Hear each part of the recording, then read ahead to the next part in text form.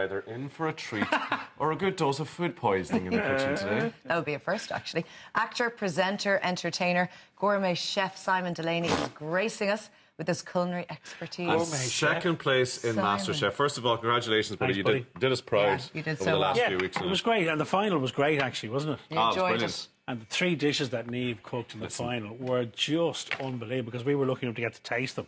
Yeah. On the day, that ravioli. I mean, it practically brought Rob and Gill to tears. The two of them were. I think that was over after that because they were just unbelievably. But then her main ecstasy. course. But the dessert was like a work of art. Yeah. All right, she was good. All right. I was going to say, Simon, you cooked your little socks off. God bless you. God bless you. Shall we get cracking? Yeah, I'd love to. And this is really nice that you're cooking for us today, because you are welcome. really into your food, as we've seen on the show, and you enjoy chatting to the chefs. Yeah, I do. I love talking to the chefs, you know, but I better explain what we're doing. We're doing braised lamb shanks, okay? So this is one of our, which we kind of all love. It's low and slow. So we're going to start, and basically we're going to start by building the base for the lamb. This is what we're going to cook the lamb in, and this is ultimately going to turn into our gravy. So you can have kind of whatever veg of your choice in here. Normally we go for onions, carrots. I like leeks in there because there's a nice little sweet flavour out the leeks. A couple of cloves of garlic that we're just going to give a wallop to, just to release a bit of flavour. And you're actually going to fry them. You're frying them off under a heat there. Yeah, you've got it on a bit of medium heat, Tommy, with a bit of olive oil, and you're just going to sweat these down. Now, ideally, if you're doing it at home, you want to sweat these down for about 10-15 minutes. Okay, so on a medium heat. Exactly. So just get that going. Make sure they all get a good coating in the oil, and then they'll just tick away nicely there. And then we're going to add more flavours to it now. This is ultimately what's going to become our gravy. He's good at this, isn't he? I know. She's got a job on TV. Paying attention. Do you want to do a bit of work here? Yeah, go on. Okay, so I don't know about that. Yeah, a little bit of rosemary that we're going to spike our lamb with later on. So, Laura, if you would just chop some rosemary for me, and I want little sprigs. I'm kind of cut them at an angle so we get a sharp edge because we're going to put that into the lamb. Size, okay. Yeah, perfect. And is this a dish that you cook for Lisa and the kids, or do you learn it on MasterChef? No, this is a dish that I've been cooking for years at home, but it's kind of a special occasion dish, you know. But you can actually, people can use this to do, say, a leg of lamb with. Now, I got these gorgeous lamb shanks lovely. from my local butcher, Pádraig Cowley in Lusk. Thank you very much, Pádraig. And, you know, we hear the chef saying every week, support your local butcher. Of course we should. One of the reasons we should is because we're getting value for money. I mean, I bought 8 lamb shanks for €30. Now, a leg of lamb would cost you €30. Yeah. You're going to feed 8 plenty people. on there. There's plenty meat on them.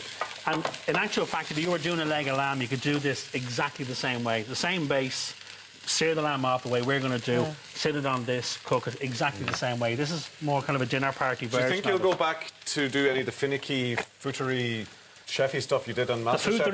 The flutery stuff. Yeah, the really fancy stuff. Or will you go stick with sort of hearty? I never kind of did any foams or gels or anything like that, only when we kind of did masterclasses. In the final, I tried to push the boat out a bit and did like the chocolate parfait, which went down like a fart in a spacesuit in the final. But yeah, you did in a competition. You did try and you know, pick up a bit. I'm just going to add a few more bits and pieces. You must have in learned some techniques and things. I did. I learned about prep, Tommy. It's all about the prep. Little teaspoon or tablespoon of tomato puree. Going to stir that You're through. always quite artistic in your presentation as well, which I was quite surprised they said that, didn't they? Yeah, they were. And I don't know where that came from. I didn't because know I'm that not... you had an artistic streak. I suppose you're an actor, so there you go. Yeah, well, I suppose, yeah, there is that, Tommy. There's a bag of flour behind you, my friend. Could I have that? So we put in... yes, please. Well done, Tommy. Well done. Flour on it. We're going to put a little spoon of flour in there as well, because ultimately this is going to thicken up. Now, is this sort gravy. of the base that you'd use for a lot of different dishes? Well, if you were to do a Sunday roast? You do a slow roast. So you could do a leg of lamb with using the exact same process. So you can see that's starting to get a little bit dry and catch at the bottom. That's all right, no panic. Because what we're going to do now is we're going to add in our wet ingredients. Right. Thomas, 500 ml of red wine. Go on. You know me and my wine, Tommy. David Wheelahan would be proud.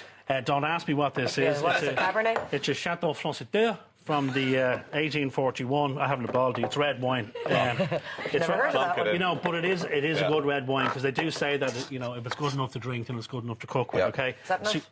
That's perfect, Laura. So I did Shanks at Christmas there, and Shanks turned out fine, but the gravy and the sauce wasn't happy with. So I'm really interested to see how you do it. But all we're doing, Tommy, is you're just building layer and layer and layer flavour. So we had tomato puree, we had a little bit of flour in there, plain flour, red wine. We're going to go in with lamb stock as well. Do you think you didn't take the time, like Simon's saying to you? Yeah, just the technique now in actually making the gravy at the end. Well, and it's finishing it, Tommy, is the key. So again, just little layers of flavour, a couple of bay leaves we're going to throw in there. This isn't exact, as you can see. It's not 1 bay leaf or 2 bay leaves or 25 grams of this and whatever. Jamie Throw Oliver in what cooks you like want. that, and I like it. It's a very approachable way of cooking. No? Yeah, just some guy. So what I'm going to get you guys to do now is we're going to prep the lamb. Okay, so this is quite happy now to sit here, tick away. That can bubble away for 15, So you're going to 20 actually minutes. bubble that? Okay. Just on a low heat. Right. On about a low to medium heat. So that can work away. Now the lamb, grab yourself a food bag. Okay, I've done these ones already, but you grab yourself a food bag, okay, and you... In the bag, you're going to throw in some plain flour, and you're going to season the flour with some salt and pepper.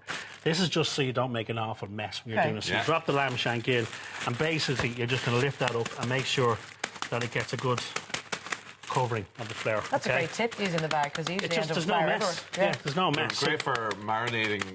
Exactly. For barbecues and all that sort of stuff as So well. they've loads of uses, Tommy. It's Great. wonderful. Very practical. So we've Bring got out your own range. We've got a That's the screaming guys. hot pan over here with a little bit of oil, and like any kind of low and slow roasting meats, we're going to try and sear them off. Okay. So that's How important going is on it there. to seal the meat anyway? It's hugely important because what you're doing is you're going to give that love, get a little crust. See the colour here on this? Do you want us to do the These are flour done. thing? These are already seared. These are done. I did those earlier on because I just want to get this one in and into the oven. So, Laura, you can actually put those ones into our sauce for us. So just basically lift them over. Now, be careful when you're placing them so they don't fall over because you want them to stand up. Stand up, okay. Get them beside each other right in the middle there. That's it. Perfect. So there's 1, 2, 3. So your juices are basically going to... Yeah, do you know what? It's going to live so happily in that bath of red wine, bay leaves, tomato puree. Wouldn't we all lamb be stock. happy in a bath like that? We're basically going to sear all these off now. We're being killed for time because Lisa's doing the helicopter movement over there. We'll get a nice sear on them. Yeah. Okay. Yeah. They all go in here, and basically all we're going to do is we're going to preheat our oven to 160.